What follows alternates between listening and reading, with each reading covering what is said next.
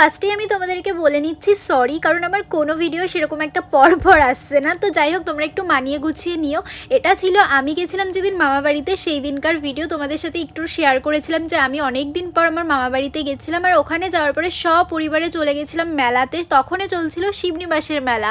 আর এই মেলাতে গিয়ে টুকটাক জিনিসপত্র দেখছিলাম, আমি বোন সবাই মিলে, মানে এত এনজয় করেছি মেলায় গিয়ে, যেটা পরপর করতে করতে পার্ট অনেকগুলো চলে আসবে। খাওয়া দাওয়া থেকে শুরু করে কেনাকাটা। তো তারপরে একটু কেনাকাটা শুরু করি, যে এত অনেক দোকান পাশে বসেছিল, তো আমার টুকটাক জিনিসপত্র পছন্দ হয়েছিল। বোনও একটা জিনিস পছন্দ করে, তো ওটাই আমি ওকে কিনে দিয়েছিলাম।